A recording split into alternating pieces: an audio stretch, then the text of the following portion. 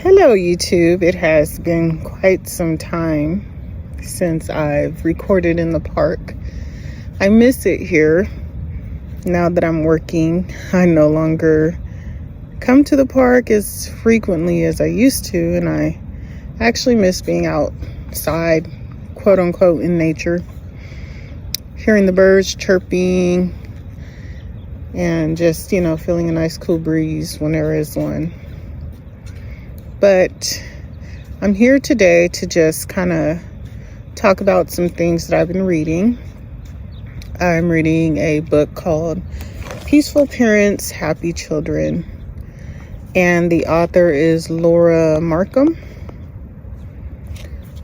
And Friday, I actually had to utilize something that I've learned from her book about taking a deep breath and pausing, that parental pause before dealing with situations.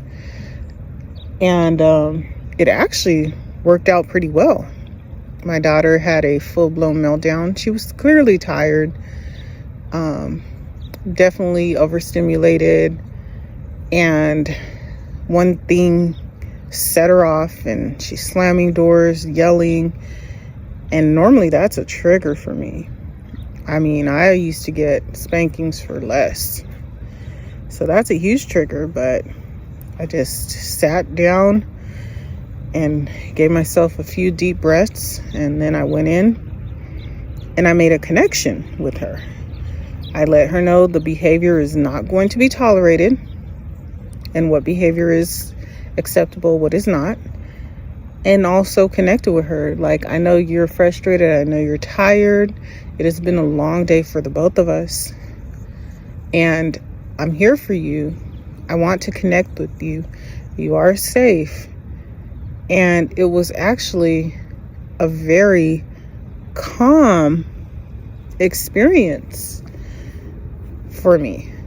I was so proud of myself, pat myself on the back. I did not blow up. And I felt in control. Something that I cannot say I felt before when dealing with full-blown meltdowns, because I take it personal. Like, how dare you disrespect me? But now it's like, okay, I'll let you have your moment, and then we're going to talk about it. But I'm going to remain calm. I'm not going to go to your level. So that just puts me back to the point of the book. In chapter 1 of the book, she talks about regulating yourself and being the parent that you want to be. She talks about the parental pause, taking a few deep breaths so that your brain can catch up to your emotions. If you're trying to raise emotionally stable children, you yourself have to be emotionally stable, because the kids feed off of your emotions.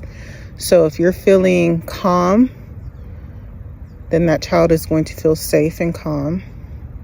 If you're feeling anxious or angry, that child is going to react in an anxious or angry way. So children mimic what they see. And she talks about addressing your triggers, noticing what situations make you lose your temper. And it can take you all the way back to your own childhood. And you have to dig deep for that. And having self-compassion. Like, taking time to truly take care of you as a parent. And realizing, like, hey, parenting is not easy. But I personally am sitting here and I'm trying to do my best. So perfection is not going to be expected. But effort is going to be expected. And the next thing I wanted to talk about, I'm kind of jumping all over the place, because chapter 2 is about fostering connection before correction. But I'm just going to kind of briefly talk about coaching. We're parents, but we are coaching. We're not controlling. So if you think about a coach that you had in any type of sports, and how they interacted with you and how they empowered you to be your best. I don't remember any of my coaches giving full-blown lectures, but I remember them keeping it short, sweet, and letting me know I can do it. I'm capable, and I'm going to go out there, go fight, win. So the coaching model is based on all behavior is communication. So if your child is having difficult behaviors, that is an indicator that they have some type of unmet needs and unregulated feelings. And then the second part of it is children, like adults, make better decisions when they feel understood. If I feel heard and I feel seen, I'm going to make a better decision. But if I feel ignored, neglected, I'm not going to make as rational of a decision as I would if I felt safe and understood. And another thing was, discipline means to teach, not to punish. So a lot of times we think that, we have to punish in order to get our point across. And we totally bypass that teaching aspect of it. And so what has your child really learned from an experience if you just go straight to discipline or punishment for discipline versus having connection and talking with your kids through the various challenges that you may face? Some tips are helping your kids to label their feelings, which I think is good. Like, honey, I could tell you're feeling frustrated right now. I could tell you're feeling tired right now. And I want to be here for you and help you through this. Versus, excuse me, you are being super disrespectful right now. I'm not going to tolerate it. And voice getting elevated and just taking a left turn versus remaining calm. So acknowledge their feelings, and help them to acknowledge their feelings by labeling it.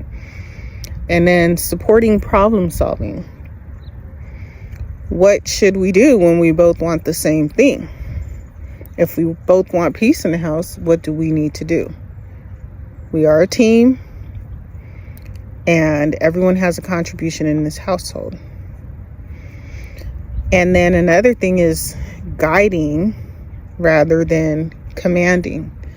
So instead of go pick up those blocks right now, this house is a mess, you can say, let's pick up these blocks together to get the house looking nice and clean.